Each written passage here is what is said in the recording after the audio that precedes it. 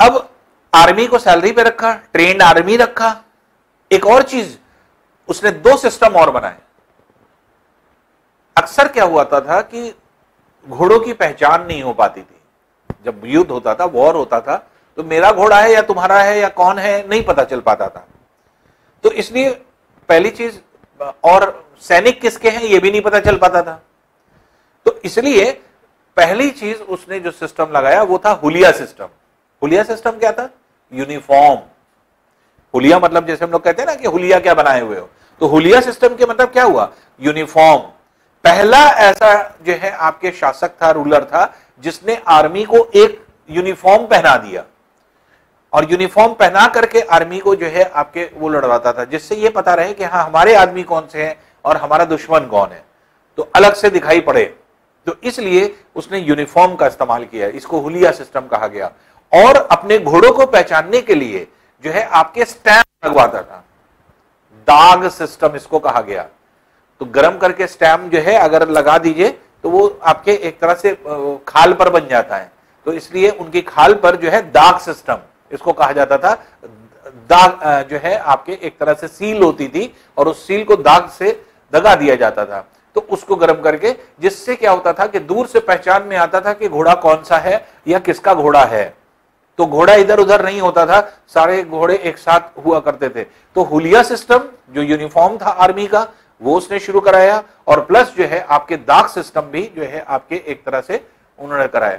तो अलाउद्दीन खिलजी बहुत सिस्टमैटिक आदमी था, बहुत सिस्टम से चलता था, और दूसरी चीज दिमागदार बहुत था, क्योंकि जो पहले आगे होने वाली चीज होती थी उसके लिए जो है आपके एक तरह से पेशेंटली चीजों को देखता था, सोचता था, और सोचता था कि कैसे जो है हम जो है आपके किस तरह से हम किसी बैटल को जीत पाएंगे, ये और किस तरह से हम किसी जो है प्रजा को सुखी रख पाएंगे या खुश रख पाएंगे। तो ये काम उसके बहुत जो है आपके एक तरह से बखूबी आता था।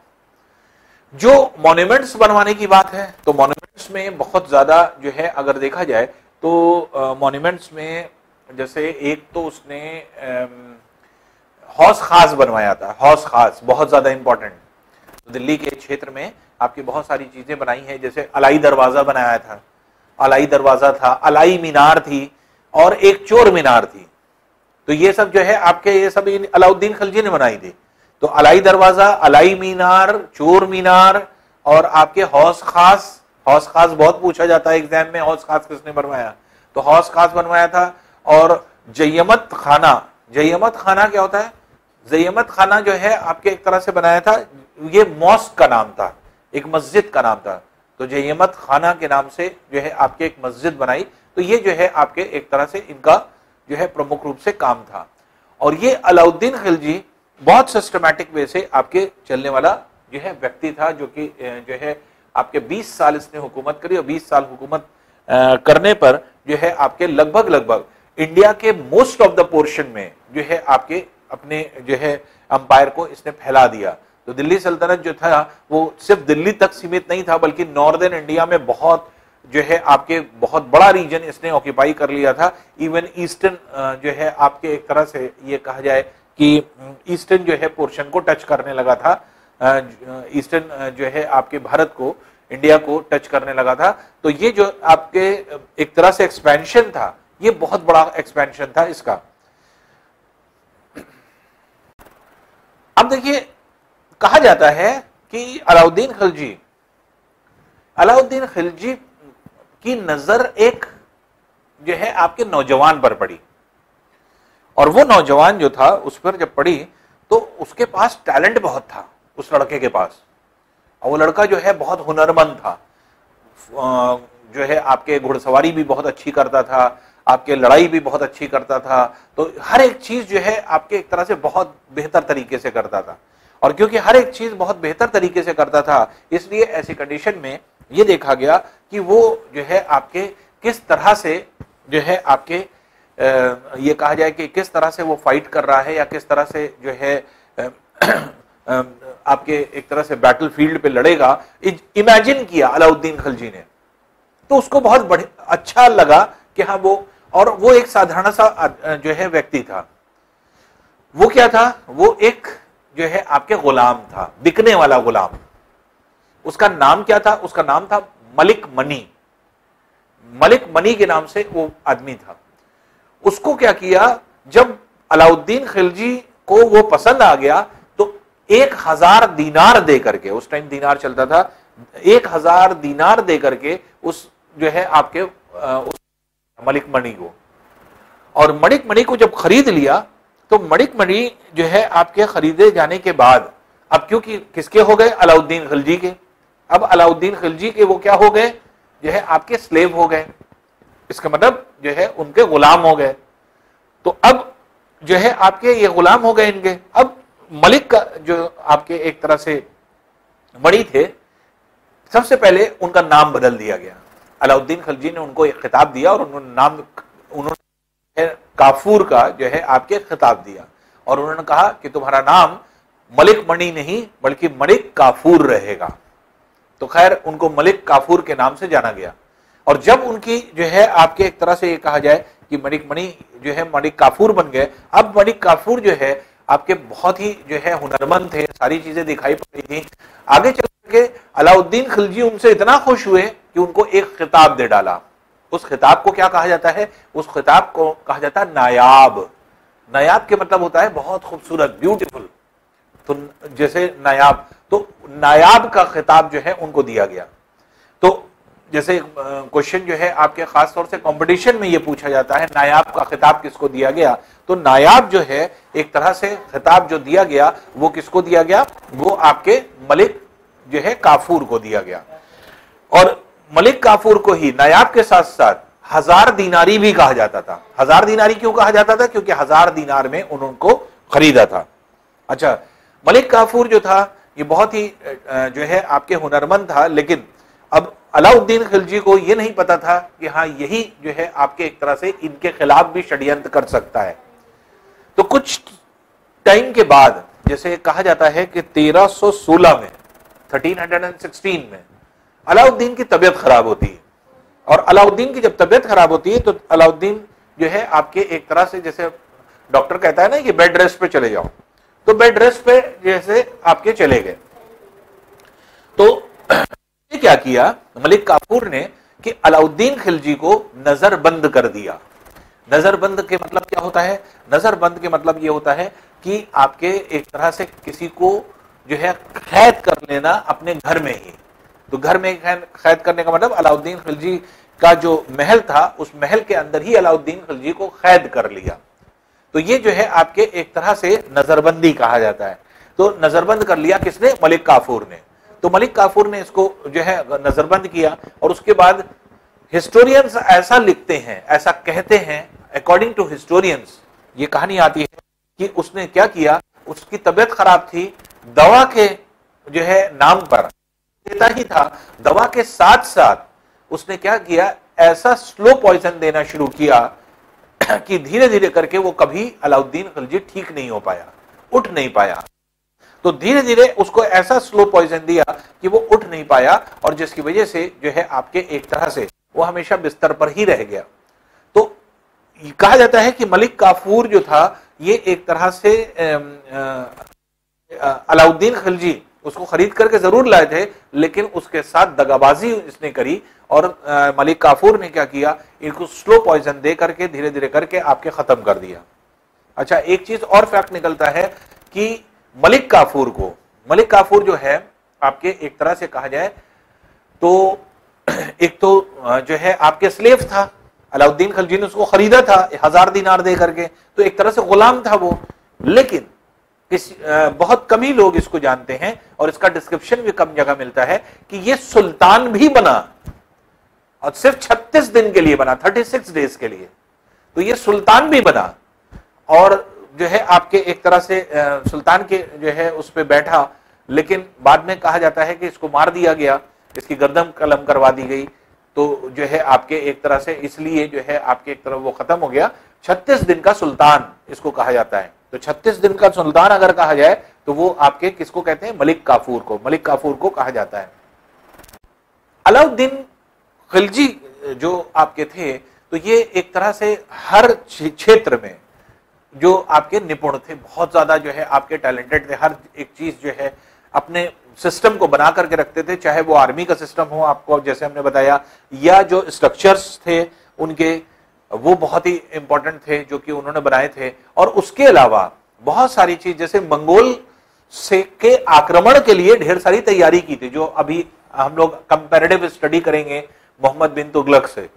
तो मोहम्मद बिन तुगलक से जो है आपकी इनकी अलाउद्दीन खिलजी की जो है हम लोग अभी कंपैरेटिव स्टडी करेंगे कि कैसे मंगोल जब आक्रमण होते थे, मंगोल जो है आपके एक तरह से अटैक होते थे, उसके लिए दोनों ने तैयारी क्या कर रखी थी। अलाउद्दीन खिलजी किस तरह से उसको जो है उनके अटैक को झेलता था या किस तरह से जो है आपके डिफेंड करता था या अटैक करता था, और मोहम्मद बिन तुगलक क्या करता था। तो ये दोनों का कंपैरेटिव स्टडी अभी हम लोग आगे करने वाले हैं।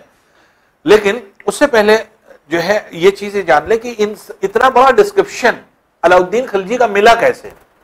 अलाउद्दीन खिलजी का जो आपके एक तरह से डिस्क्रिप्शन मिला, उसकी वजह क्या थी? उसकी वजह यह थी, इनके दरबार में एक ऐसा पोएट थे, एक ऐसे पोएट थे जो कि सिर्फ इन्हीं के दरबार में नहीं बल्कि लगभग सभी के दरबार में वो रह चुके थे। कहा जाता है 10 सुल्तानों के दरबार में वो रहे थे पोएट। उनको कहा जाता है अमीर खुसरो, बहुत नाम आपने सुना होगा। अमीर खुसरो को कहा जाता है 10 सुल्तानों का जो है आपके एक तरह से उनका ऊपर जो है हाथ था। तो हर सुल्तान उनको अपने साथ रखना चाहता था। वजह यह था, अमीर खुसरो जो है आपके एक तरह से बहुत ही टैलेंटेड, बहुत ही जो है आपके जानकार व्यक्ति थे और हुनरमंद थे, और दूसरी चीज उनकी लैंग्वेज पे बहुत ज्यादा कमांड था। और जो है आपके एक तरह से अमीर खुसरो जैसे इससे पहले जैसे आपने देखा जो आपके एक तरह से बलबन थे, तो बलबन में भी स्लेव डायनेस्टी में अगर देखें तो लास्ट रूलर बलबन थे, गयासुद्दीन बलबन। तो गयासुद्दीन बलबन के भी पोएट थे वो, तो उनके काल में भी, बलबन के काल में भी जो है अमीर खुसरो थे। तो अमीर खुसरो कई जगह पर आपके रहे हैं, और कहा जाता है कि 10 सुल्तान के का जो है उनको शरण हासिल था, या आप ये कह सकते हैं कि 10 सुल्तान के अंडर में रह करके उन्होंने सुल्तानों के बारे में लिखा है। तो अमीर खुसरो ने एक जो है आपके एक तरह से ये कहा जाए कि डिस्क्रिप्शन लिखा है अलाउद्दीन खिलजी का। और अमीर खुसरो को क्या कहा जाता था? तोताए हिंद, तोताए हिंद इसको कहा, तोता। तो अमीर खुसरो को तोता क्यों कहा जाता था? ये जो है इतना कमांड था अमीर खुसरो को कि जबान पे हर एक चीज जो है आपके एक तरह से कोई भी क्वेश्चन हो तो उसका जवाब फौरन हाजिर होता था, और जो है आपके बहुत बखूबी जवाब किसी भी चीज का देते थे, और लिखना ही भी बहुत आता था। हुनर जो था उनका, जैसे आपके अमीर खुसरो जो है आपके एक तरह से ये कहा जाता है कि थोड़ा बहुत इंस्ट्रूमेंट में भी जो है आपके शौक रखते थे, सितार बजाते थे। तो सितार जो है आपके बजाते थे अमीर खुसरो। तो ये जो है अमीर खुसरो जो थे, तो ये पोएट थे किसके जमाने में? अलाउद्दीन खिलजी के जमाने में। और अलाउद्दीन खिलजी ही मेन जो है आपके आदमी था जो कि आपके लास्ट तक आया। लेकिन उसके बाद अमीरुद्दीन ये अलाउद्दीन खिलजी के बाद जो है आपके एक तरह से 36 दिन का सुल्तान जो है आपके मलिक काफूर थे। उसके बाद जो है उनके बेटे थे कुछ दिन तक, लेकिन उसके बाद जो है तुगलक डायनेस्टी, खिलजी डायनेस्टी खत्म हो जाती है, और 4 साल का स्पैन आप ये मान लीजिए, क्योंकि 1316 में जो है आपके एक तरह से अलाउद्दीन खिलजी जो है आपके एंड कर जाते हैं, मर जाते हैं। और 1316 से 1320, क्योंकि तुगलक डायनेस्टी 1320 में स्टार्ट होती है, तो ये 4 साल का स्पैन जो था, इस 4 साल के स्पैन में कोई प्रोमिनेंट रूलर नहीं रहा, बस दिल्ली सल्तनत ऐसे ही चलती रही, जिसमें मलिक काफूर का बहुत बड़ा रोल था। उसके बाद मलिक काफूर थे, और भी उनके बेटे थे और क्या थे, तो वो जो है आपके चलते रहे। बहुत प्रोमिनेंट हिस्टोरियंस लिखते हैं कि बहुत प्रोमिनेंट कोई रूलर नहीं रहा, और ये 4 साल ऐसे ही खाली रहा। उसके बाद फिर जो है यहीं से तुगलक डायनेस्टी की शुरुआत होती है, और तुगलक डायनेस्टी जो होती है ये 1320 से 1414 तक रहती है। और ये तुगलक डायनेस्टी में अगर हम लोग देखें तो तुगलक डायनेस्टी एक ऐसी डायनेस्टी थी जिसमें जो है आपके इसमें भी अगर कहा जाए तो बहुत ही जो है आपके देखेंगे तो जो रूलर थे मोहम्मद बिन तुगलक, वो बहुत ही ज्यादा जो है आपके ये कहा जाए कि मोहम्मद बिन तुगलक जो है बहुत ही जो है स्ट्रांग रूलर थे और इन्होंने जो है आपके काफी कुछ किया था। जैसे खिलजी डायनेस्टी के प्रोमिनेंट रूलर अलाउद्दीन खिलजी थे, तो कहा जा सकता है कि तुगलक डायनेस्टी के सबसे प्रोमिनेंट रूलर मोहम्मद बिन तुगलक थे। अब मोहम्मद बिन तुगलक कैसे थे या किस तरह से थे, पहले तुगलक डायनेस्टी कैसे आई या किसके वजह से आई इसको देखते हैं। तुगलक डायनेस्टी जो है ये आपके जो फाउंडर थे तुगलक डायनेस्टी के, वो थे आपके गयासुद्दीन तुगलक।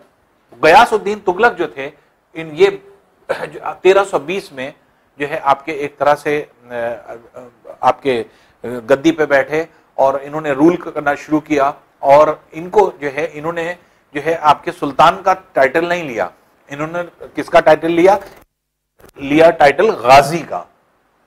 तो इनको गाजी के नाम से जाना जाता है।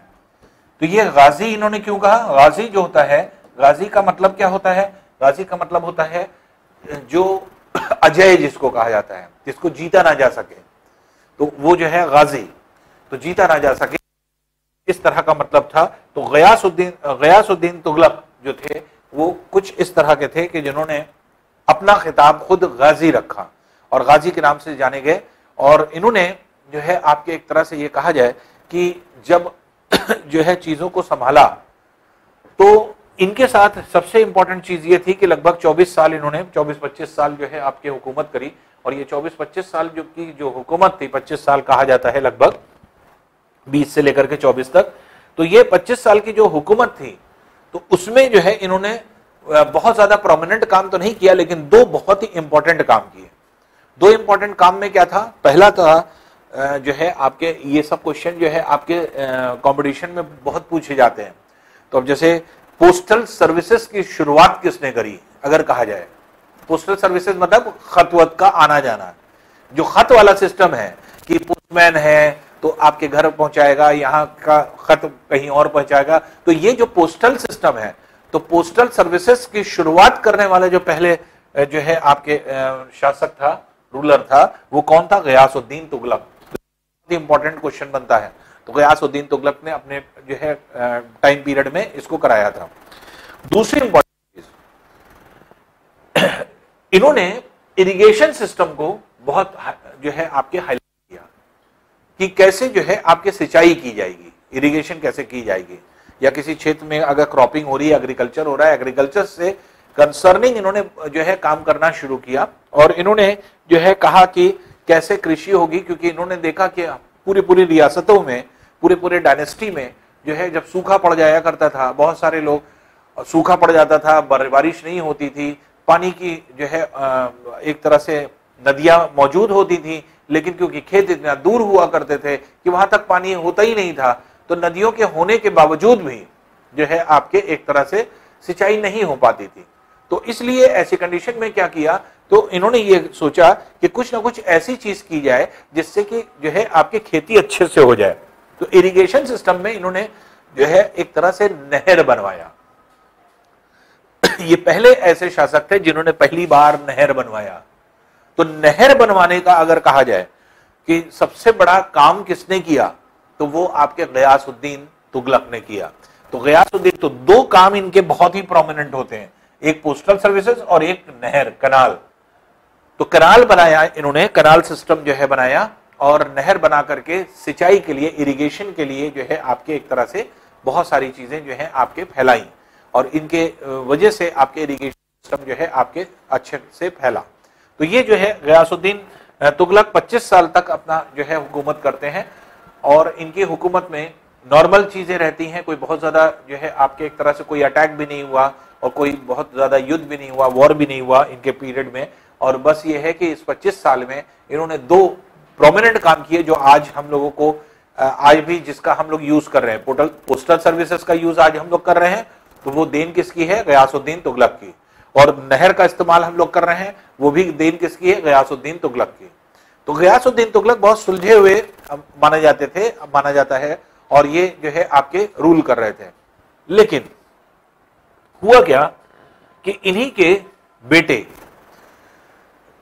इनके जो है आपके बेटे थे, और ये जो है आपके एक तरह से जो बेटे थे, ये उनका नाम था जौना खान। जौना खान के नाम से जाने जाते थे। तो जौना खान जो थे उन्होंने क्या किया, अपने फादर को मार दिया और मार करके जो है गद्दी पे बैठ गए। तो ये जौना खान जो है आपके एक तरह से जौना खान को मार करके गद्दी पे बैठे। जौना खान का ही नाम मोहम्मद बिन तुगलक था, जिसको मोहम्मद तुगलक कहते हैं। तो मोहम्मद तुगलक जो है आपके, मोहम्मद तुगलक का पूरा नाम क्या था, मोहम्मद बिन तुगलक। तो मोहम्मद बिन तुगलक कहा जाता है इसको कंप्लीट नाम से, और ऐसे नॉर्मल मोहम्मद तुगलक कहा जाता है। तो मोहम्मद तुगलक जो थे, इनका एक्चुअल नेम क्या था ये पूछा जाता है। तो जौना खान था। तो जौना खान के नाम से जो है आपके ये जाने जाते थे, और उन्होंने जो है अपना नाम बदला और उन्होंने मोहम्मद बिन तुगलक रखा। और मोहम्मद बिन तुगलक ने 1324 से 1351 तक जो है आपके हुकूमत करी। अब जो है आपके एक तरह से का रूल किया पूरे जो है दिल्ली सल्तनत पे। अब देखिए जौना खान जो थे, अब जौना खान का नाम क्योंकि मोहम्मद बिन तुगलक हो गया, मोहम्मद बिन तुगलक तुगलक डायनेस्टी के सबसे स्ट्रॉन्गेस्ट रूलर थे और सबसे ज्यादा इन्होंने काम भी किया, सबसे ज्यादा वर्क भी किया। और इन्होंने सबसे पहली चीज जो है आपके एक इंपॉर्टेंट चीज ये होती है कि इनका कैपिटल कौन सा था, इन्होंने कैपिटल क्या बनाया अपने जो है एम्पायर का। तो अपने एम्पायर का इन्होंने जो आपके एक तरह से कैपिटल बनाया था उसका नाम था देवगिरी। देवगिरी जो है आपके कैपिटल का फॉर्मेशन किया इन्होंने। तो देवगिरी जो है आपके एक तरह से कहा जाता है कि कैपिटल बनाया इन्होंने। और जब कैपिटल इन्होंने बनाया देवगिरी को, तो उसके बाद जो है आपके एक तरह से ये कहा जाता है कि देवगिरी बनने के बाद जो आपके देवगिरी के क्षेत्र में जो है इनका कैपिटल था, फिर वहीं से ये पूरा काम करते थे। और दो चार चीजें इन्होंने भी खूब करी, जैसे इन्होंने आर्मी सिस्टम को और रिफॉर्म किया। और आर्मी इन्होंने कौन सी बनाई या किस तरह की बनाई, आर्मी इन्होंने ऐसी बनाई जो कि आपके एक तरह से अटैकिंग सिस्टम पर बेस्ड थी। जिस तरह से अलाउद्दीन खिलजी ने अपनी आर्मी को ये बताया था, या अपनी आर्मी को इस तरह का ट्रेनिंग दी थी कि कैसे किसी अटैक को डिफेंड करते हैं। आप ये कह सकते हैं दोनों का अगर हम कंपैरिजन करें अलाउद्दीन खिलजी और मोहम्मद बिन तुगलक का, तो अलाउद्दीन खिलजी की जो आर्मी थी वो डिफेंडिंग आर्मी थी, वो डिफेंड करने वाले बहुत अच्छे डिफेंडर्स थे। और जो मोहम्मद बिन तुगलक था, मोहम्मद बिन तुगलक की आर्मी जो थी वो अटैकिंग आर्मी थी, तो अटैक में माहिर थे ये। तो मोहम्मद बिन तुगलक ने आपके एक तरह से आर्मी में भी काम किया। और आर्मी का जो है आपके एक तरह से ये कहा जाता है कि ये सबसे इंपॉर्टेंट जो आपके काम हुआ वो ये था कि आपके आर्मी का रिफॉर्म किया और स्पेशल ट्रेनिंग दिलवाई कि कैसे किसी तरह से अटैक करते हैं। तो अटैक कैसे करते हैं, कैसे मात देते हैं, बाईं तरफ से कैसे जाते हैं, दाहिनी जाते हैं, फ्रंट पे कैसे सामने वाले को धोखा लगे कि बाईं तरफ से आ रहा है, दाहिनी तरफ से चला गया। ये सारी स्ट्रेटेजीज जो है उन्होंने जो है अपनी आर्मी को सिखाई। दूसरी इंपॉर्टेंट चीज, एक बहुत इंपॉर्टेंट क्वेश्चन बनता है कि टोकन करेंसी किसने स्टार्ट करी। बहुत important question, most important, token currency की शुरुआत किसने करी। तो टोकन करेंसी की शुरुआत जो है करने वाले जो आपके व्यक्ति थे या रूलर थे वो कौन थे, ये यही मोहम्मद तुगलक थे। मोहम्मद तुगलक ने जो है आपके एक तरह से टोकन करेंसी की शुरुआत करी। टोकन करेंसी क्या है, पहले क्या हुआ करता था, पहले सोने के सिक्के, चांदी के सिक्के, तांबे के सिक्के चला करते थे। तो सिक्के एक्चुअल में, अब सोने का सिक्का है वैल्यू उतनी होती थी। अब मान लीजिए कि कोई सिक्का 100 रुपए का है तो उसकी 100 रुपए की वैल्यू थी। तो चाहे तो सिक्का ले लो और चाहे उसको पिघला करके उसको जब आप बेचेंगे तो 100 ही रुपया मिलेगा। तो इस टोकन करेंसी के मतलब क्या होता है, टोकन करेंसी के मतलब होता है जैसे आज का नोट, अगर मान लीजिए नोट आपने लिया 2000 रुपए का नोट है, तो क्या उसकी कॉस्ट 2000 रुपए है बनाने की, नहीं, लेकिन सरकार की मोहर लग गई तो वो 2000 रुपए है। तो टोकन करेंसी इसको कहा जाता है। तो जितनी भी नोट है, 500 की नोट, क्या उसकी लागत 500 है, नहीं है, हो सकता है कि 2, 4, 5, 10 रुपया हो उसकी लागत। तो अब लागत उसकी इतनी कम है लेकिन उसको 500 रुपए के बदले चलाया जा रहा है, तो इसको क्या कहा जाता है, टोकन करेंसी। तो पहले क्या हुआ करते थे, सिक्के हुआ करते थे। तो सिक्कों का प्रचलन खत्म करके पहली बार जो है मोहम्मद बिन तुगलक ने, जौना खान जिनका नाम था, तो मोहम्मद बिन तुगलक ने टोकन करेंसी चला। और टोकन करेंसी इन्होंने चलाई जरूर, लेकिन एक तरह से ये कहा जाए कि ये आगे चल करके फ्लॉप हो गई, नहीं चल पाई। लेकिन एक तरह से टोकन करेंसी की शुरुआत, क्योंकि ये क्वेश्चन बहुत बार पूछा गया है और ये बहुत बार पूछा जाता है, तो टोकन करेंसी की शुरुआत करने वाले कौन से जो है रूलर थे, शासक थे, तो वो मोहम्मद बिन तुगलक थे, जो कि आपके टोकन करेंसी की जिन्होंने शुरुआत करी। मोहम्मद बिन तुगलक के साथ एक और इंपॉर्टेंट चीज थी कि टोकन करेंसी के साथ साथ उन्होंने एक और जो है आपके चीज डेवलप करी। वो क्या था? सबसे इंपॉर्टेंट चीज ये थी कि उन्होंने जो आपके क्षेत्र था, जैसे आपका एग्रीकल्चर फील्ड, तो एग्रीकल्चर फील्ड में जैसे हमने आपको बताया कि नहर पर काम हो चुका था, नहर बन चुकी थी, तो एग्रीकल्चर डिपार्टमेंट पूरा तैयार कराया। मतलब एक ऐसा जो है उन्होंने एक वो बना लिया, एक सिस्टम बना लिया कि कुछ लोगों को इकट्ठा करके उन्होंने एग्रीकल्चर डिपार्टमेंट जैसी कोई चीज बना ली। तो एग्रीकल्चर डिपार्टमेंट क्या था? एग्रीकल्चर डिपार्टमेंट इस तरह का डिपार्टमेंट था जो ये डिसाइड करता था कि किस मिट्टी पर, किस जगह पर कौन सी चीज फसल उगाई जाए। और वो क्या करते थे? वो आपके मिट्टी का अध्ययन करते थे, या फिर वहां पर कितना पानी मिल सकेगा उसका अध्ययन करते थे, और उसके बाद फिर वो डिसाइड करते थे कि क्या क्या चीजें जो है आपके किस जगह पर हो सकती हैं।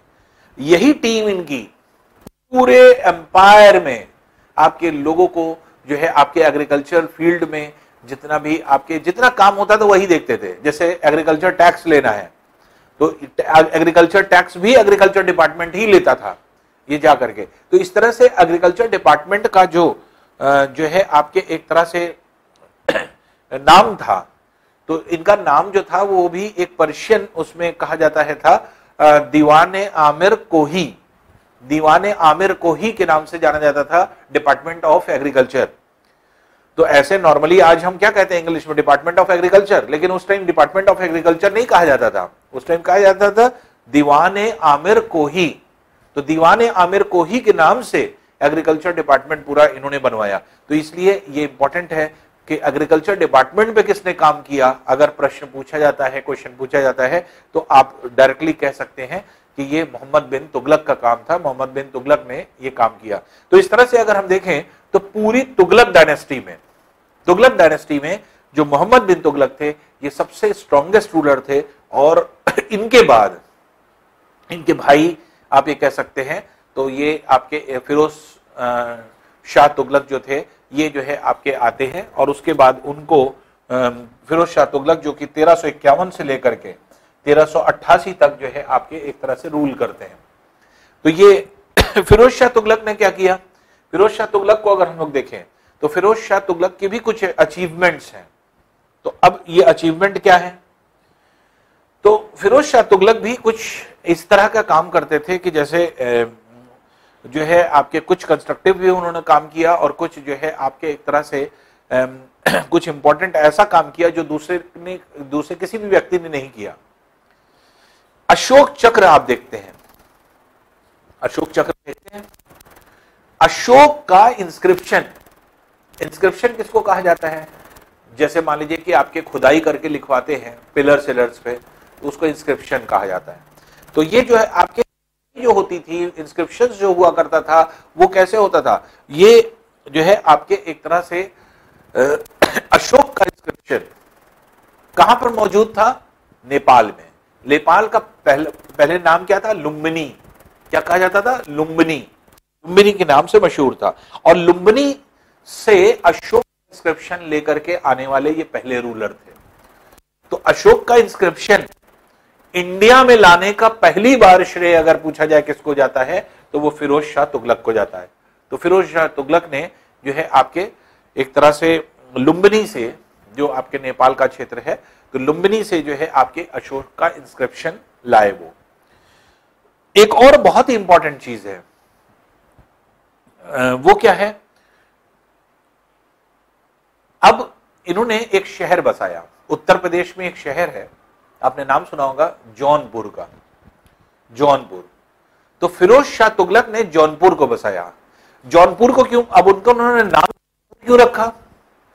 जौनपुर इसलिए रखा, उन्होंने मोहम्मद बिन तुगलक की याद में उस जौनपुर को बसाया। मोहम्मद बिन तुगलक का नाम क्या था?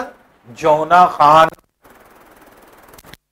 खान की जो है आपके याद में, क्योंकि उस शहर को बसाया, इसलिए जौना खान के नाम पर ही उसका नाम जौनपुर रख दिया गया।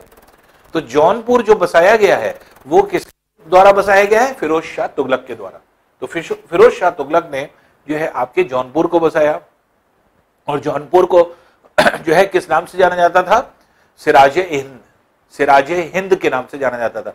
और सिराजे हिंद आज भी कहा जाता है क्वेश्चंस में अक्सर, क्योंकि आप देखेंगे तो बहुत सारे वनडे एग्जामिनेशन में क्वेश्चंस में आ चुका है ये कि जो आपके क्वेश्चंस होता है कि सिराजे हिंद जो है आपके किस जो है शहर को कहा जाता है। तो जौनपुर को जो है आपके एक तरह से सिराजे हिंद के नाम से जाना जाता है। तो सिराजे हिंद जो है आपके एक तरह से ये कहा जा सकता है कि जौनपुर को कहा जाता है। और जौनपुर किसके नाम पे बसा है? जौना खान के नाम पे बसा है या मोहम्मद बिन तुगलक के नाम पे बसा है, और उन्हीं की याद में इस शहर को बसाया गया फिरोज शाह तुगलक के द्वारा। तो फिरोज शाह तुगलक ने जौनपुर को बसाया था। अब देखिए एक और फिरोज शाह तुगलक ने एक और बहुत ही इंपॉर्टेंट काम किया। हमने आपको बताया था जब हम लोग शुरुआत कर रहे थे दिल्ली सल्तनत की, तो हमने आपको बताया था कि 712 से लेकर के 1206 तक आप मान सकते हैं, क्योंकि 1206 से जो है आपके दिल्ली सल्तनत शुरू हुई। इस स्पैन में सिर्फ 3 लोग आए थे इंडिया में। 3 लोग ने, 3 मुस्लिम शासक थे, मुस्लिम रूलर्स थे जिन्होंने इंडिया पे अटैक किया था। जिसमें पहले कौन थे? मोहम्मद बिन कासिम। मोहम्मद बिन कासिम, फिर महमूद गजनवी या महमूद गजनी, और तीसरे जो थे वो थे मोहम्मद गौरी। ये 3 लोग थे। मोहम्मद बिन कासिम ने, हमने आपको बताया था, ये पहली बार जजिया लगाया था। तो जजिया टैक्स उन्हीं का शुरू किया गया है। बाकी देश में अब तक सब जजिया लेते रहे, जजिया टैक्स जो है आपके लेते रहे। अब बहुत डिटेल में नहीं जा रहे हैं जजिया टैक्स क्या होता है या किस तरह से, क्योंकि आप लोगों को तो इतना ही बहुत डिटेल है, क्योंकि आप लोग की किताब में कुछ इतना बहुत ज्यादा कुछ दिया ही नहीं है। आपके बहुत लिमिटेड ही है इस एनसीईआरटी में। तो एनसीईआरटी से बहुत बाहर हट करके हम आपको बता रहे हैं इंफॉर्मेशन। तो ये जो है आपके अगर देखेंगे तो जजिया कर जो था, जजिया टैक्स जो था, वो तब से चला आ रहा था, लेकिन अब हर राज्य अपने हिसाब से ले रहा था। और ये जजिया टैक्स किस पर लगता था? जजिया टैक्स सिर्फ लगता था पुरुषों पर। फिरोज शाह तुगलक ने क्या किया? फिरोज शाह तुगलक ने यहां आकर के जजिया टैक्स में चेंज कर दिया। क्या चेंज किया? इन्होंने कहा हर व्यक्ति को जजिया टैक्स देना पड़ेगा। तो जजिया टैक्स इन्होंने हर व्यक्ति से लिया। उसमें पुरुषों के साथ महिलाएं भी शामिल हो गई, महिलाओं से भी जो है आपके टैक्स लिया गया, और पुरुष महिला के साथ साथ ब्राह्मण भी शामिल हो गए, ब्राह्मणों से भी जजिया टैक्स लिया गया। तो पहले यहां तक क्या था, जो मोहम्मद तुगलक थे, मोहम्मद बिन तुगलक तक ब्राह्मण्स को और जो है औरतों को टैक्स नहीं देना होता था, जजिया टैक्स। लेकिन फिरोज शाह तुगलक ने आकर के जो है आपके एक तरह से ये कहा जाता है कि इन्होंने जो है आपके जजिया टैक्स शुरू कराया सब पर। इन्होंने कहा सब देंगे जजिया टैक्स। तो उसमें पुरुष भी देता था, मेल भी देता था, फीमेल भी देती थी, और ब्राह्मण भी देने लगे। पहले ब्राह्मण एग्जेम्प्टेड थे इससे। उसके अलावा एक चीज और थी, आपने देखा कि जो आपके कनाल थी, नहर, अब नहर बन चुकी थी इनके काल में। 1320 से अगर हम कहें 1388 तक, तो काफी साल लोग फ्री का नहर यूज कर रहे थे। नहर खूब यूज कर लिया इन्होंने फ्री का। इन्होंने कहा, फिरोज शाह तुगलक ने क्या कहा, अब बहुत फ्री का तुमने यूज कर लिया कनाल, अब तुम्हें कुछ टैक्स देना पड़ेगा। इसलिए इन्होंने नहर पे टैक्स लगा दिया। तो नहर पे जो टैक्स लगा, हक ए शर्ब के नाम से लगा, हक ए शर्ब। तो हक ए शर्ब क्या था? नहर पे लगने वाला टैक्स।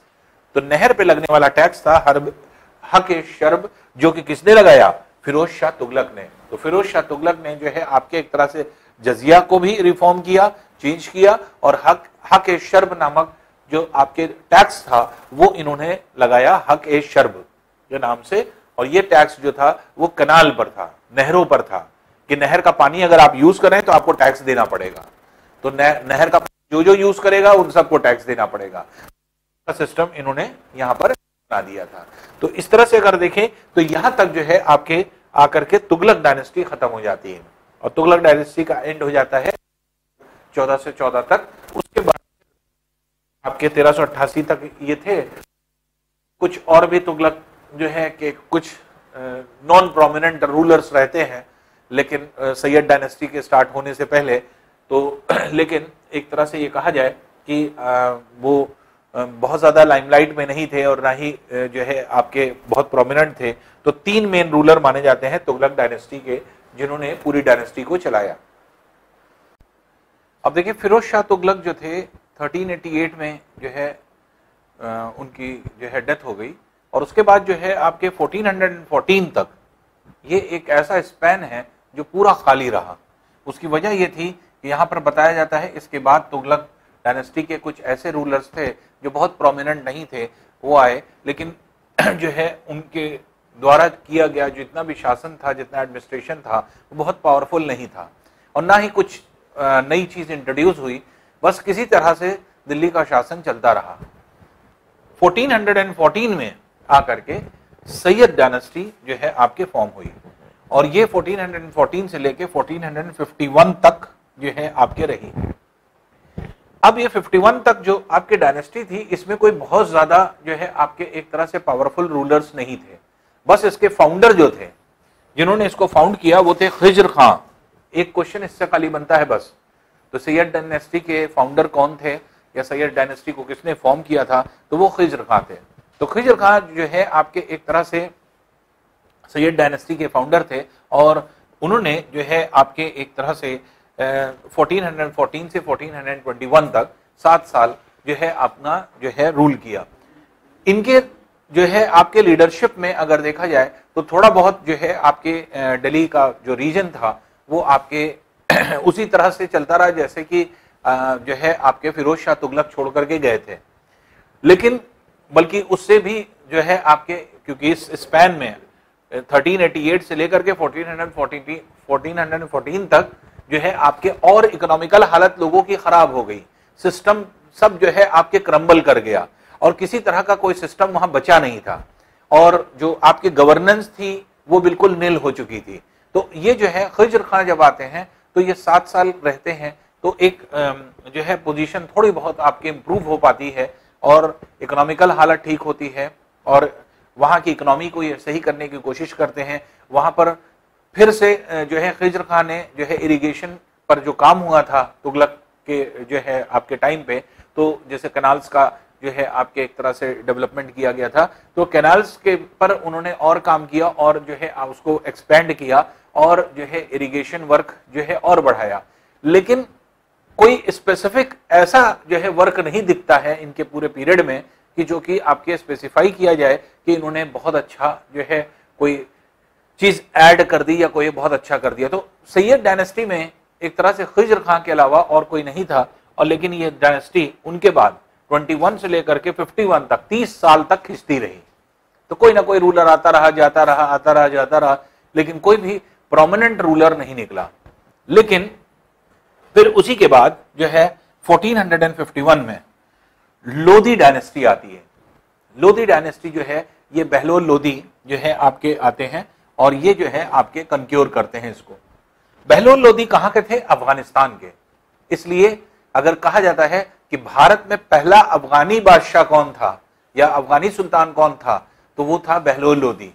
तो बहलोल लोधी पहला अफगानी सुल्तान था जो कि भारत में आया और 1451 से लेकर के 1489 तक जो है आपके इन्होंने जो है एक तरह से रूल किया।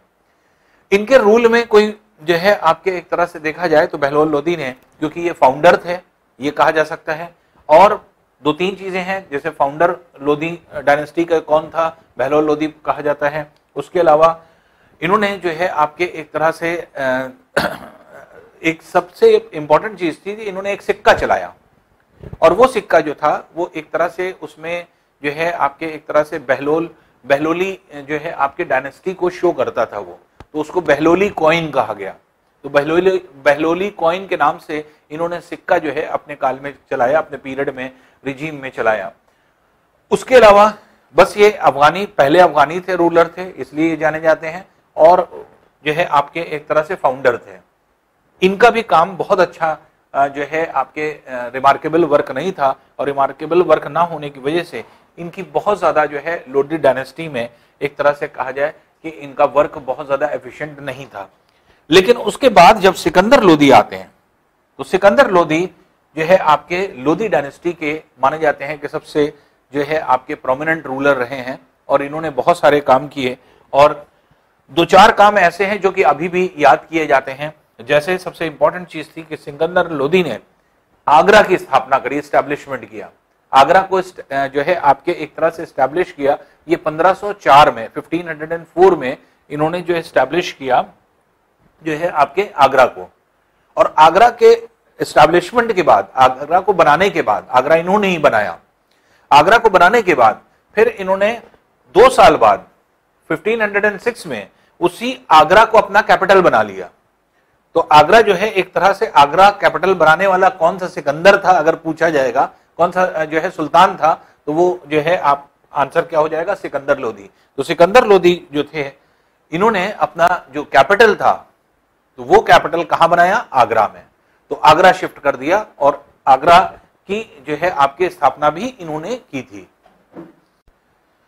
सिकंदर लोधी के साथ कुछ चीजें बहुत इंपॉर्टेंट होती हैं, जैसे आपके एक तरह से इंपॉर्टेंट चीजों में जैसे एक आता है कि इन्हीं के रिजीम में क्या हुआ कि मेजरमेंट सिस्टम जो है आपके चला।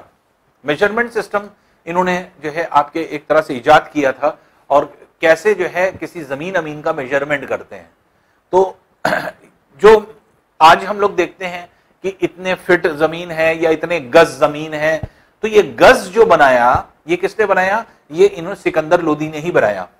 तो सिकंदर लोधी ने उस टाइम अपने रिजीम में, अपने टाइम में जो है आपके एक तरह से मेजरमेंट का यूनिट तैयार किया, और मेजरमेंट के यूनिट में मेजरमेंट सिस्टम जो इंट्रोड्यूस किया, उस मेजरमेंट सिस्टम में जो है आपके गज को इंट्रोड्यूस किया। तो जो लैंड का मेजरमेंट होता था वो गज में होता था, जो आज भी होता है, हम लोग कहते हैं इतने गज जमीन है, इतने गज जमीन है। तो ये जो आपके गज नापा जाता है, वो मेजरमेंट किसने शुरू किया, सिकंदर लोधी ने।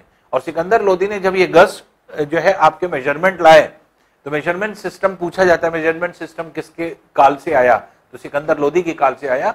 और इनका जो मेजरमेंट था वो गज यूनिट में था, और जो सिस्टम था उसी जो है, जो नापने का सिस्टम था, उसे क्या कहा गया, गज ए सिकंदरी।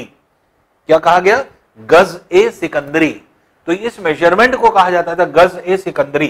तो गज ए सिकंदरी के नाम से जाना जाता था। तो ये जो है आपके एक तरह से इंपॉर्टेंट चीज थी।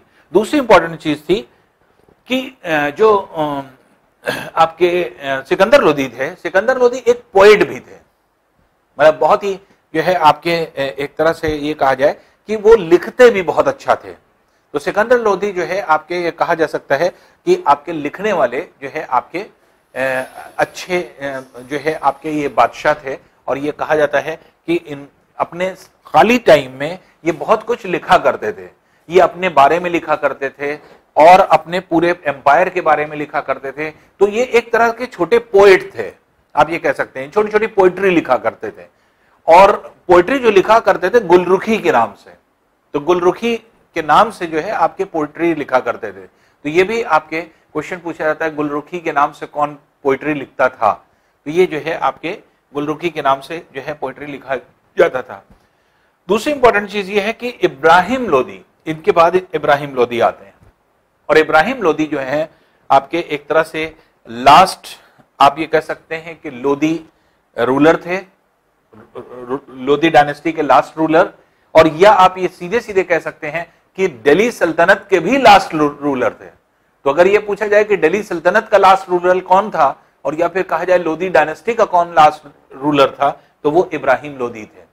और इब्राहिम लोधी 1517 से 1526 तक जो है आपके लगभग 9 साल जो है इन्होंने रूल किया। और इस रूल में जो आपके इब्राहिम लोधी ने किया था, वो क्या किया, सिकंदर लोधी के काम को आगे बढ़ाया। खाली सिर्फ इतना काम इन्होंने किया। कोई अलग से कोई काम नहीं किया। अब बहुत सारी चीजें ऐसी थी कि इब्राहिम लोदी जो है आपके पूरे एम्पायर को नहीं देख पाते थे, जिसकी वजह से क्या हुआ, इनके घर में जो है आपके एक तरह से ये कहा जाता है कि आपस में तकरार होने लगी, और जिसकी वजह से क्या हुआ, इनके एक अंकल थे, चाचा, तो इनके चचा जो थे वो जो है इनसे विद्रोह कर गए और उन्होंने पूरा का पूरा लाहौर का पूरा रीजन जो है अपने कब्जे में ले लिया था। तो लाहौर पूरा कब्जा कर लिया था इन्होंने, इब्राहिम लोदी के चचा ने, और लाहौर पर वही जो है आपके काबिज थे। अब इसी टाइम तक आते आते जो है एक तरह से पश्चिमी क्षेत्र से, वेस्टर्न रीजन से, तो जो है आपके एक और राजा जो कि एक अलग डायनेस्टी का राजा था वो एंटर कर रहा था। तो अफगानिस्तान के पूरा क्षेत्र जो है आपके एक तरह से वहां पर जो रीजन है उसका नाम है समरकंद। समरकंद रीजन में 2 बार उन्होंने अटैक किया, लेकिन दोनों बार वो हार गए, और हारने के बाद जो है उन्होंने इधर रुख किया कि अब इंडिया की तरफ चलते हैं, क्योंकि उनका मेन मकसद ये था कि उनके एंसेस्टर्स का, ऐसा मानना है उनके एंसेस्टर्स का, अब ये था कौन, बाबर, मुगल जो है एम्पायर का पहला बादशाह। तो बाबर जो था समरकंद में 2 बार लड़ा, दोनों बार हारा। उसके बाद समरकंद के बाद उसका बस एक सपना था, एक जो है आपके एक तरह से सोच ये थी बस कि हमारे एंसेस्टर्स जो हैं ऐसा चाहते थे कि पंजाब और उसके रीजन को जो है आपके एक तरह से वहां तक हम लोगों का कब्जा हो, वहां तक जो है हम लोगों का एम्पायर फैल जाए। तो पंजाब मेन रीजन था और वही दिमाग में उनके बैठा हुआ था। तो ये जो है आपके इसी टारगेट को लेकर के आए। तो बाबर जब समरकंद में 2 बार हारने के बाद उन्होंने बहुत सारी चीजों को रियलाइज किया और अपने जो है आपके एक तरह से जो गलतियां थी उसको रिवाइव किया, और उन्होंने देखा कि क्या क्या मेरी गलती है। अब उसके बाद देखिए क्या करते हैं, जब समरकंद हारने के बाद जब इन्होंने एनालिसिस किया कि हमारी हार कैसे हुई या किस तरह से हुई, तो इन्होंने क्या किया, इन्होंने अपने हार को एनालाइज करके और फिर उसके बाद जो है ये सीधे जो है आपके रुख किया इन्होंने इंडिया का, भारत का।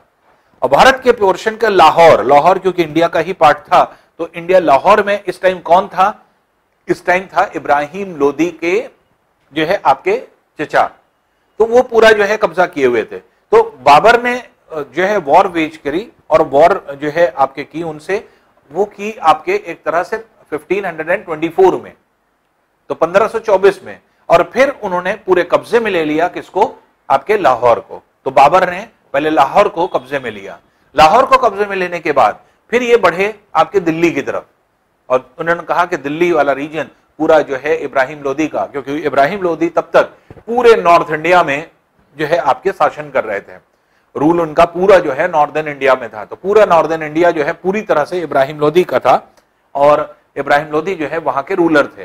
तो लेकिन जब लाहौर तक ये पहुंच गए बाबर, तो इन्होंने जो है अपनी जो है आपके फोर्सेस के साथ आगे बढ़े, क्योंकि ये ऐसे बाबर जो है जब पहली बार जो है आपके एंट्री लेते हैं तो ये नए बैटल सिस्टम के साथ लेते हैं।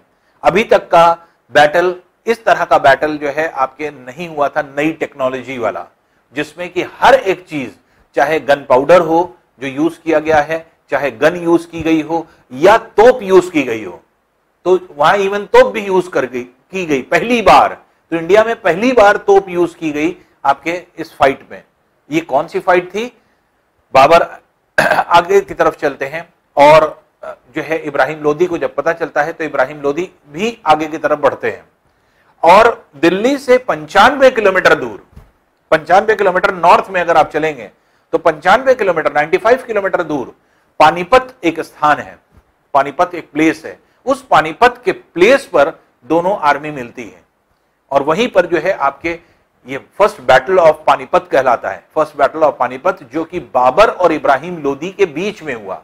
तो बाबर और इब्राहिम लोदी के बीच में फर्स्ट बैटल ऑफ पानीपत हुआ, और पानीपत में एक घमासान युद्ध हुआ, क्योंकि इब्राहिम लोदी की भी जो फोर्स थी वो आपके एक तरह से बहुत बड़ी थी, और बाबर जो थे ये इसलिए भले ही जो है आपके एक तरह से ये बाहर से आ रहे थे, लेकिन इनकी फोर्स भी बहुत मजबूत थी, और दूसरी चीज इनके पास नई टेक्नोलॉजी थी, और जिसका सामना जो है आपके इब्राहिम लोदी की सेना नहीं कर पाई। यही हुआ आखिर में कि 21 अप्रैल 1526 को 26 को अगर देखा जाए तो पानीपत के जो है आपके मैदान में, बैटल ऑफ पानीपत में जो है आपके बाबर इब्राहिम लोदी को शिकस्त दे देते हैं, इब्राहिम लोदी को हरा देते हैं, और हराने के बाद बाबर नॉर्दर्न इंडिया को पूरी तरह कैप्चर कर लेते हैं। अब यहां से क्या है, यही डिक्लाइन हो गया दिल्ली सल्तनत का। अब दिल्ली सल्तनत डिक्लाइन कर गई और यहां पे के बाद जो है आपके मुगल अंपायर स्टार्ट हो गया।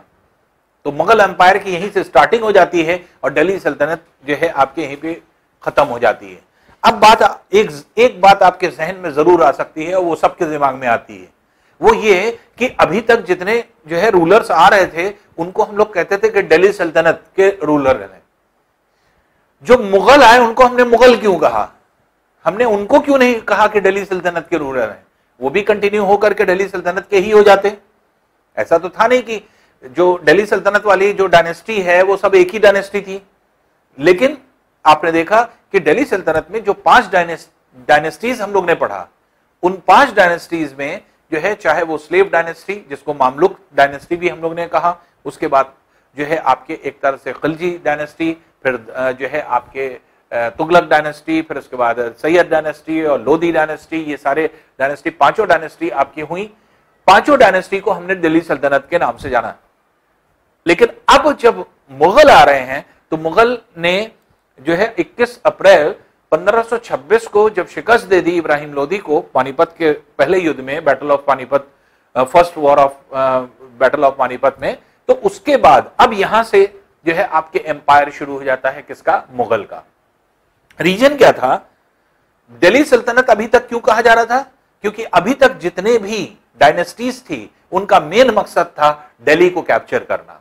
दिल्ली के आगे वो गए नहीं, नॉर्थ ईस्ट तक जो है आपके कभी नहीं गए, साउथ इंडिया में कभी नहीं गए।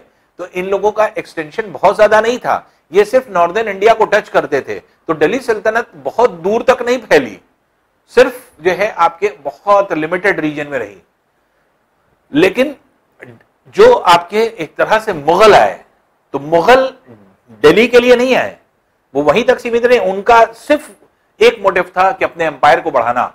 और स्टेज ये हुई कि एक स्टेज ऐसी आती है अकबर के रीजन में, अगर आप देखेंगे तो अकबर है, औरंगजेब है, उस टाइम के रीजन में अगर आप देखेंगे तो मुगल जो है आपके रीजन में पूरा northern India, eastern India, middle India, south India, हर जगह पर जो है आपके मुगल पहुंच जाते हैं। मुगल का पूरे इंडिया पे कब्जा हो जाता है। तो मुगल जो आए थे वो इंडिया को कैप्चर करने आए थे, उनका बड़ा जो है आपके एक तरह से सोच थी।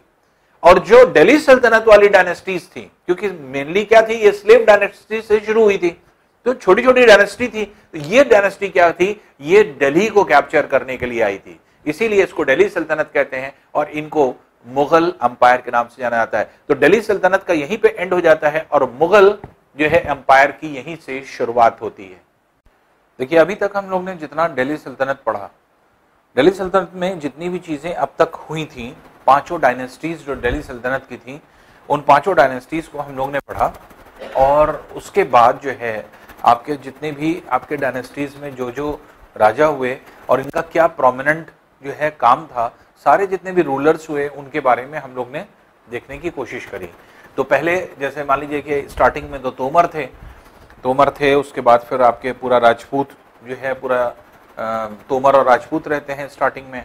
फिर उसके बाद जब राजपूत रहते हैं तो पृथ्वीराज चौहान से मोहम्मद गौरी का जो है आपके एक तरह से आपने पढ़ा था, मोहम्मद गौरी 1191 में जो है आपके एक तरह से हार गए थे।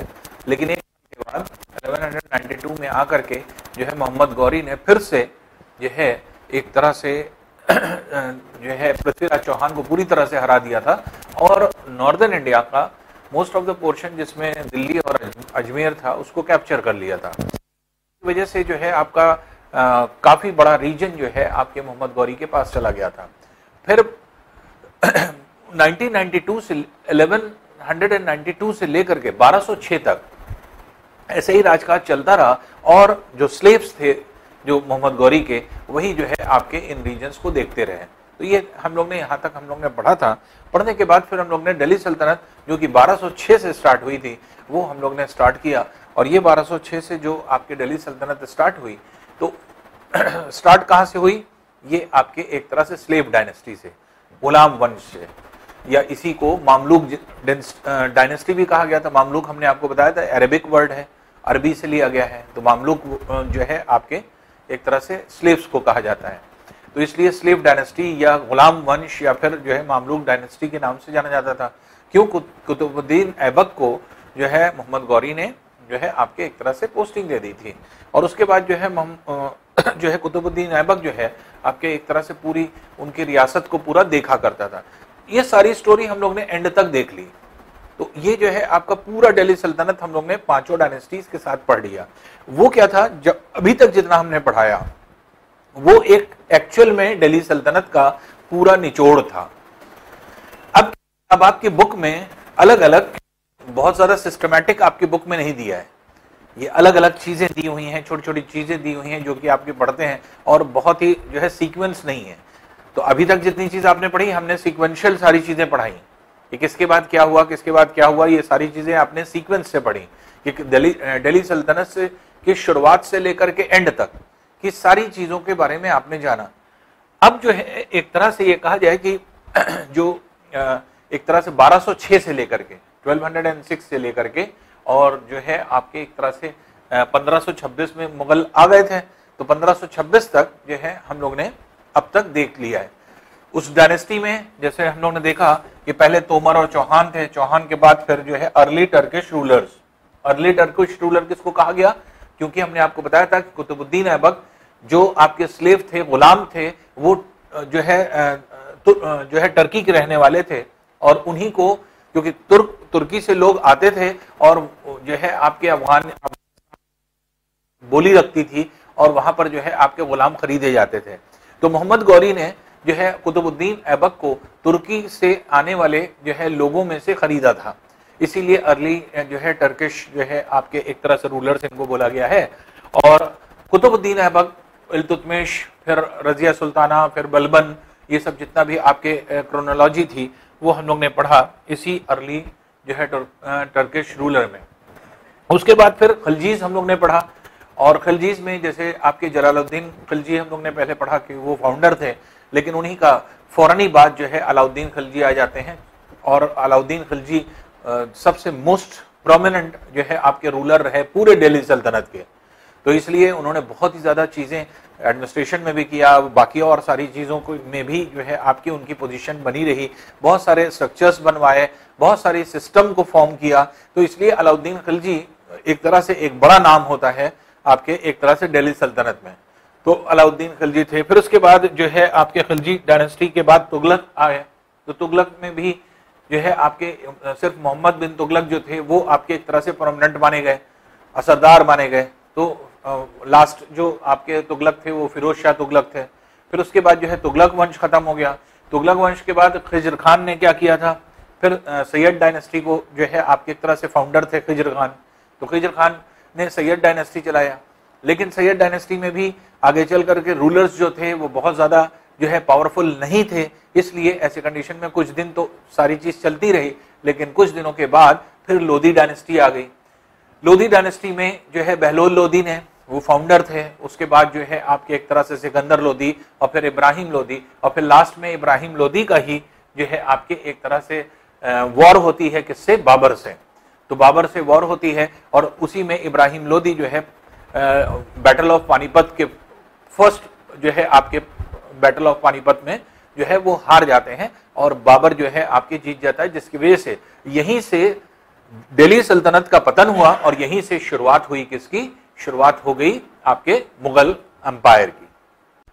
अब देखिए जो छोटी छोटी चीजें आपके बुक में दी हैं, अब बुक वाइज जैसे छोटी छोटी चीजें दी हैं और अनसिस्टमैटिक वे में दिया हुआ है, तो उसको हम लोग पार्ट में पढ़ लें क्या क्या चीजें जो है जानकारी में दी है।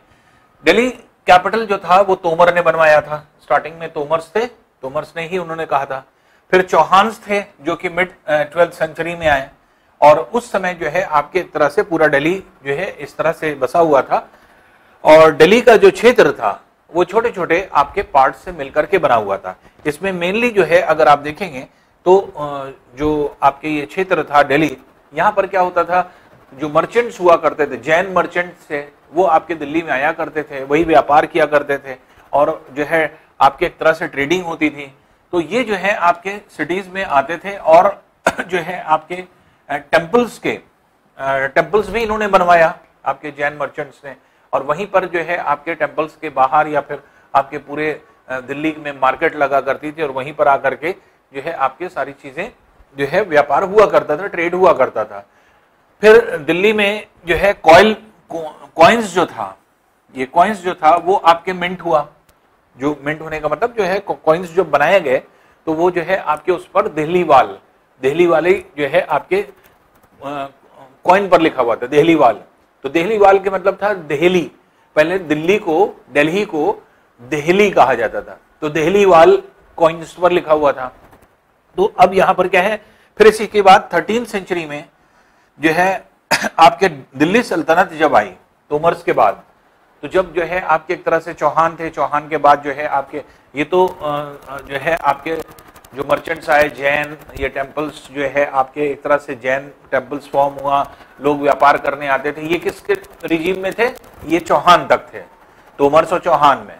लेकिन उसी के बाद जो है आपके 13वीं सेंचुरी में जब दिल्ली सल्तनत आई तो सबसे पहले जो है आपके शहर बनाया गया दिल्ली को तीन तरह से, तीन जगह पे बनाया गया। यहां पे अगर आप देखेंगे डायग्राम में ये क्लियर है, ये है सिरी, ये सिरी है जो यहां पर बनाया गया।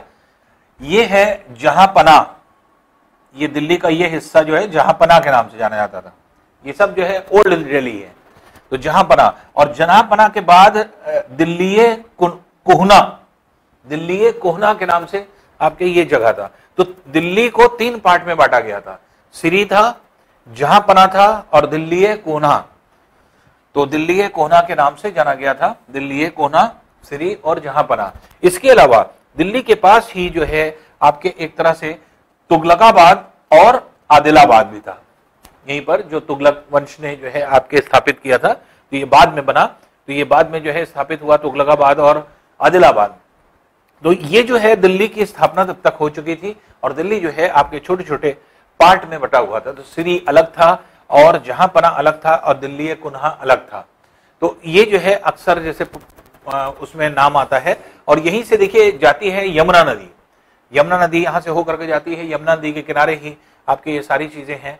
और जो आपके एक तरह से फिरोजाबाद भी फिरोज शाह तुगलक ने बसाया था, जो कि आपके यहाँ इस पूरे क्षेत्र में यमुना नदी के किनारे जो है आपके एक तरह से बसा हुआ है। और यहीं पर जो है आपके एक तरह से आप देखेंगे कि यमुना के किनारे पूरा जो है आपके दिल्ली को बसाया गया। इस टाइम तो प्रेजेंट टाइम की दिल्ली अगर आप देखेंगे तब तो यमुना पार भी चली गई है, यमुना पार भी जाकर के आपके डेवलप हो गई है और ये पूरा रीजन जो है आपके दिल्ली के नाम से जो है अब जाना जाता है। तो ये जो है आपके इनिशियल पोजीशन थी। तो चौहान तक पोजीशन ये थी कि आपके दिल्ली जो था ये आपके प्राचीन दिल्ली में जो है आपके खास तौर से जैन जो है आपके मर्चेंट्स थे, टेम्पल्स बने हुए थे, जैन टेम्पल्स हुआ करते थे, बाहर से जैन जो है लोग आया करते थे, वही ट्रेडिंग किया करते थे, व्यापार किया करते थे। तो ये सारी चीजें जो है आपके पहले थी। लेकिन जब से आपके दिल्ली की स्थापना कब हुई, जब दिल्ली सल्तनत आपके बनी, तो जाकर के एक्चुअल में दिल्ली जो तीन टुकड़ों में बसी हुई थी, सिरी, जहांपना और दिल्ली कोहना, तो ये जो है आपके एस्टैब्लिश हुई। तो ये जो है आपके इनिशियल फेज में जब दिल्ली सल्तनत बसी है तब की बात है ये, तब जाकर के जो है आपके ये तीन पार्ट में बनी हुई थी। तो अक्सर पूछ लिया जाता है दिल्ली प्राचीन समय में किस नामों से जानी गई थी, या दिल्ली में कौन कौन से पार्ट थे या कौन कौन से भाग थे। तो सिरी, जहांपना और दिल्ली कोहना, ये जरूर जो है आपके तीनों ही को नाम याद रखिएगा। अब देखिए दिल्ली सल्तनत में अगर हम लोग देखें तो बात आती है कि दिल्ली सल्तनत की फाइंडिंग्स कैसे पता चला, कहां से फाइंड आउट हुआ, दिल्ली सल्तनत के बारे में इतनी चीजों की जानकारी कैसे हुई। तो जानकारी कैसे हुई, कॉइन से हुई, आपके इंस्क्रिप्शन से हुई और तवारीख से हुई। तवारीख क्या होता है, तो आपके एक देखिए इंस्क्रिप्शन था, कॉइन्स थे, आर्किटेक्चरल जो है आपके एक तरह से जो बिल्डिंग्स थी वो थी। तो कॉइन्स आप जानते हैं, कॉइन्स पे छपा हुआ अगर मान लीजिए किसी भी वंश का था, किसी भी रूलिंग जो है आपके डायनेस्टी का था, तो उस डायनेस्टी का नाम छपा होता था, इसलिए पता चलता था कि कौन सा कॉइन किसके जो है आपके पीरियड का है। और हम लोग ने अलग अलग कॉइन्स भी हम लोग ने डायनेस्टी के हिसाब से अलग अलग कॉइन हमने डिफाइन कर दिया था सब, इसलिए उस पर हम वापस नहीं जा रहे हैं।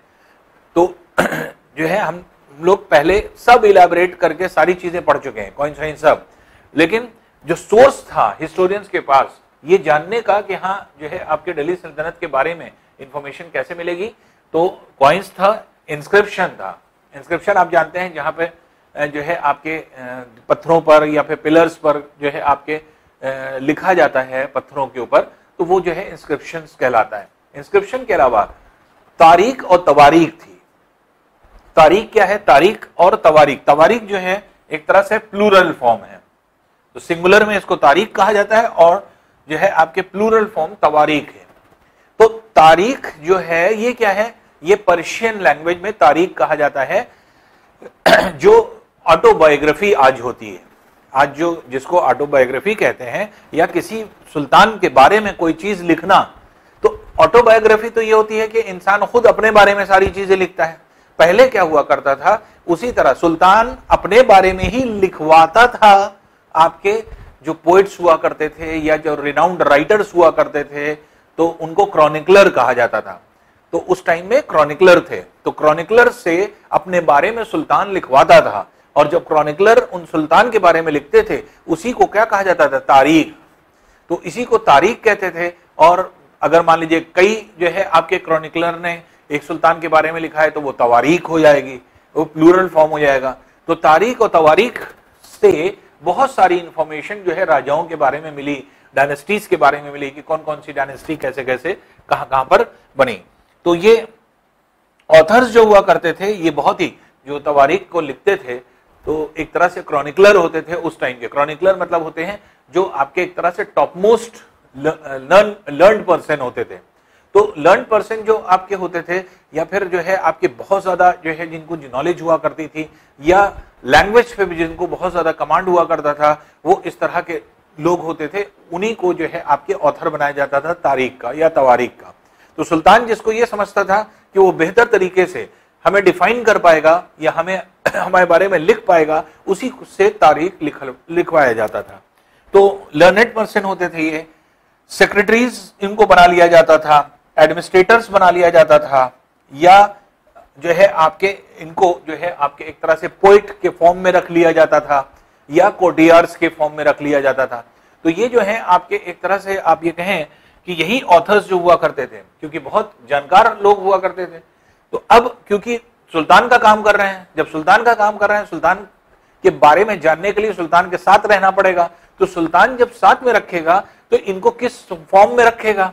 तो इनको कुछ ना कुछ पोस्ट दी जाती थी। अब उनकी जो है एक तरह से स्टैंडर्ड के हिसाब से, उनकी कैपेबिलिटी के हिसाब से, उनकी कैपेसिटी के हिसाब से किसी को जो है आपके एक तरह से जो है एडमिनिस्ट्रेटर बना दिया, किसी को जो है पोइट बना दिया। जैसे देखा कि उसको पोइम लिखने का बहुत शौक है या ये, तो उसको पोइट बना दिया और वो क्रॉनिकलर हो जाता था उस टाइम का। तो इस तरह से जो है इस तरह से इन लोगों को रखा जाता था जो कि आपके तारीख या तवारीख लिखते थे। अब देखिए, जो तारीख या तवारीख लिखी जाती थी ये बाय हैंड लिखी जाती थी, और हैंड से अगर लिखी जा रही है तो इसको क्या कहा जाता था? मैन्युस्क्रिप्ट। तो मैन्युस्क्रिप्ट लिखने का तरीका क्या था? तो मैन्युस्क्रिप्ट लिखा कैसे जाता था? तो मैन्युस्क्रिप्ट देखिए बहुत अलग तरीके से लिखा जाता था। आज हम लोग क्या करते हैं, आज हम लोग जब पढ़ते हैं या कोई भी चीज अच्छे नोट्स बनाते हैं, तो आप देखते हैं डिफरेंट पेन से कलर के पेन से बनाते हैं, या फिर जो बहुत इंपॉर्टेंट चीज होती है उसको हाइलाइटर से हाईलाइट कर देते हैं, ऐसे ही करते हैं ना। वही चीज मैन्युस्क्रिप्ट में हुआ करती थी। स्पेशली पेपर्स बनाए जाते थे, पहले पेपर तैयार किए जाते थे। तो इस तरह से 4 स्टेजेस में ये काम हुआ करता था मैन्युस्क्रिप्ट का। क्या स्टेजेस थे? ये 4 स्टेजेस दिखाए गए हैं आपको, ABCD। तो अब यहां पर क्या है, पहले जो है फर्स्ट फेज में क्या हुआ करता था? Preparing of paper. पेपर बनाया जाता था, जो है कूट करके जो है पेपर को सॉलिड बना दिया जाता था एकदम। तो ये जो है पेपर बनाने की टेक्निक हुआ करती थी, जिसको रब करके जो है आपके एक तरह से किसी स्मूथ पेपर पे जो है आपके स्मूथ जो है सरफेस पे पेपर को जो है लुगदी बना करके, जैसे जो आपकी लुगदी होती है उसको लुगदी बना करके उसको रोल किया जाता था और उसको जैसे रोटी बेली जाती है, रोटी बेला जाता है, लोई रखते हैं, लोई रख करके रोटी बेलते हैं, उसी तरह से जो है आपके पेपर को बनाया जाता था। पहले पेपर फॉर्म हो जाता था, क्योंकि ये स्पेशल पेपर्स होते थे, ये नॉर्मल ऐसे पेपर नहीं होते थे, ये स्पेशली डिजाइन पेपर होते थे, तो इनको बहुत स्पेशल तरीके से बनाया जाता था। पहला स्टेज होता था। फिर दूसरा स्टेज होता था राइटिंग द टेक्स्ट, टेक्स्ट को लिखा जाता था, इसमें तवारीख लोग जो होते थे, तारीख लिखने वाले या तवारीख लिखने वाले जो ऑथर हुआ करते थे वो इस पे लिखा करते थे। तो सेकंड स्टेज लिखने वाली है। अब जब टेक्स्ट लिख गया उस पे, तो कुछ चीजें क्या है, हाईलाइट करने वाली हैं। हाईलाइट कैसे किया जाता था? तो तीसरी स्टेज जो होती थी, हाईलाइट किससे होता था? गोल्ड से। गोल्ड से तो क्या करते थे, सोना को पिघला लेते थे और सोने को पिघला पिघला करके, देखिए इस तरह का भट्टी होती थी, बर्तन होता था, सोने को पिघला लेते थे और मुंह में देखिए ये पाइप लगाए हुए हैं, तो मुंह से जो है आपके एक तरह से इसको अंदर खींचा जाता था थोड़ा सा, और थोड़ा सा खींच करके, और जहां कहीं भी हाईलाइट करना होता था उसको हाईलाइट कर दिया जाता था। तो ये पतला सा रॉड होता है, इसमें सोने से जो है आपके एक तरह से उसको हाईलाइट किया जाता था। तो ये एक तरीका होता था कि कैसे जो है आपके एक तरह से हाईलाइट किया जाए। तो गोल्ड जो मेल्ट होता था उससे हाईलाइट किया जाता था आपके कुछ वर्ड्स या पैसेजेस को जो बहुत इंपॉर्टेंट हुआ करते थे, या सुल्तान की बड़ाई जो करते थे, या सुल्तान के बारे में जो अच्छा लिखा जाता था उसको हाईलाइट कर दिया जाता था। तो ये हाईलाइटिंग का जो है कॉन्सेप्ट हुआ करता था, जो कि होता था। और उसके बाद फिर इसके बाद प्रिपेयरिंग द बाइंडिंग्स।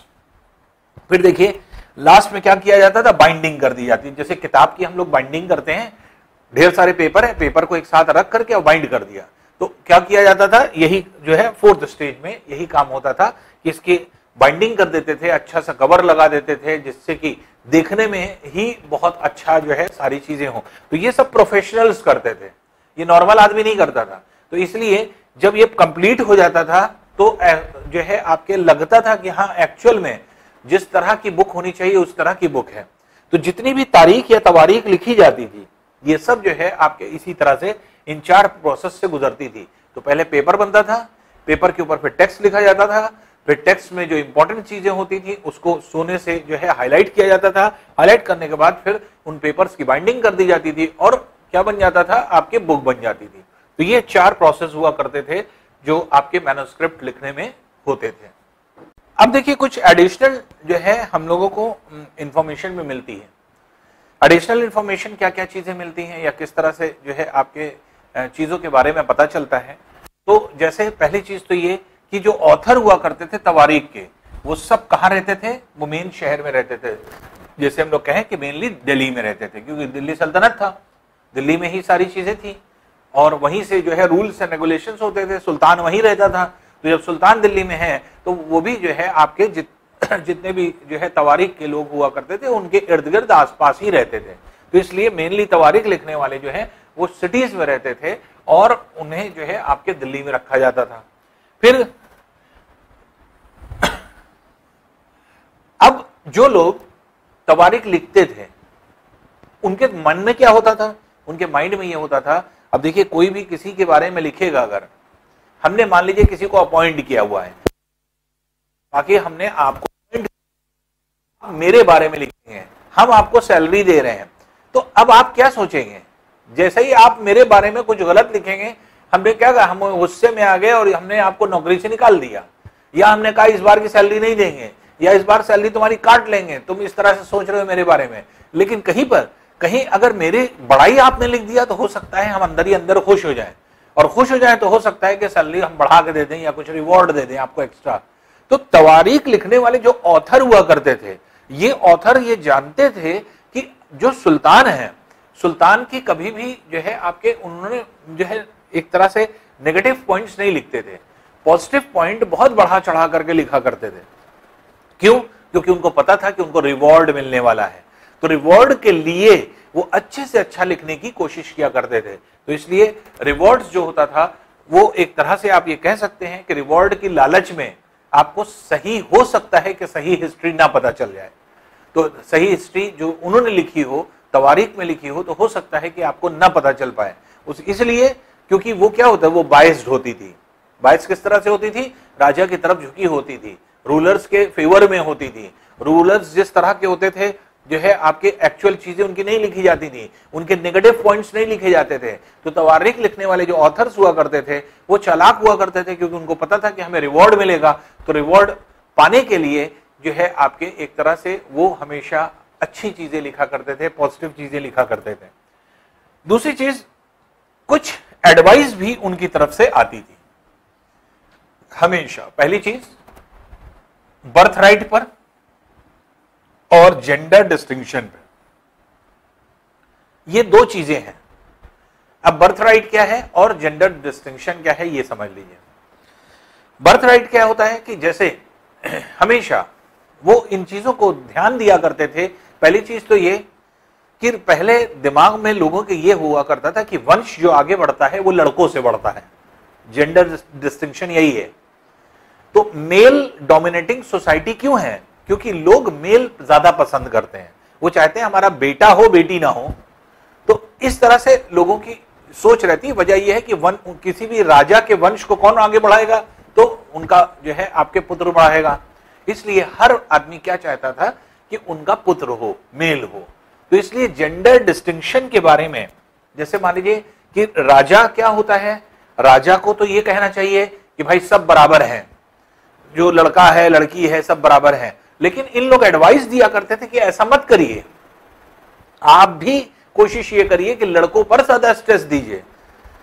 बर्थराइट की जो बात है वो यही है कि अगर मान लीजिए किसी राजा के अगर लड़का नहीं हुआ, तो ऐसी कंडीशन में या तो उसकी लड़की जो है उस पे आएगी या फिर उसका वंश चला जाएगा। उसके वंश के जो आपके उसके उत्तराधिकारी हैं वो एक तरह से जो है आपके राजा नहीं बन पाएंगे, या अगर लड़की है तो राजा नहीं बन पाएगी। कुछ ऐसी सोच हुआ करती थी।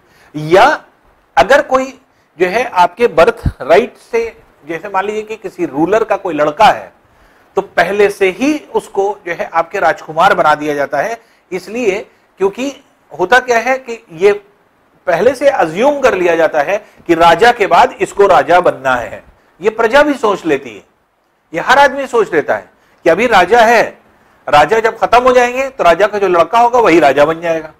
ये क्या है, ये बर्थ राइट कहलाता है, ये जन्म से उसका अधिकार है। तो लड़के जो हुआ करते थे, जो जेंडर जो है डिस्टिंक्शन की बात है, तो लड़के होने के लिए इन लोग जो है आपके एक तरह से इस चीज को जो है आपके एक तरह से फेवरेबल मानते थे और ये कहते थे कि हाँ लड़का होना जरूरी है। और दूसरी चीज, लड़कों का बर्थराइट होता है। बर्थराइट इसके मतलब कि कोई अगर लड़का पैदा हुआ रूलर के यहाँ, तो वो इन फ्यूचर वही क्या बनेगा, राजा बनेगा। इसलिए कुछ सोचना ही नहीं है। लेकिन अगर लड़का नहीं है तो फिर आगे बहुत समस्या होगी कि आगे कौन राजा बनेगा, ये सबसे बड़ा प्रश्न हो जाता है। तो इसलिए बर्थराइट क्या है कि कोई भी बच्चा अगर जन्म लेता है किसी रूलर के यहाँ या राजा का कोई बेटा है, तो ये पहले से अज्यूम्ड हो जाता है, पहले से जो है आपके एक तरह से पता चल जाता है। लोग अज्यूम कर लेते हैं कि हाँ राजा के बाद इसको राजा बनना है, ये बर्थराइट कहलाएगा। और जेंडर डिस्टिंक्शन क्या है कि आपके मेल को ज्यादा प्रेफरेंस दिया जा रहा है यहाँ पर जो है फीमेल्स के कंपैरिजन में।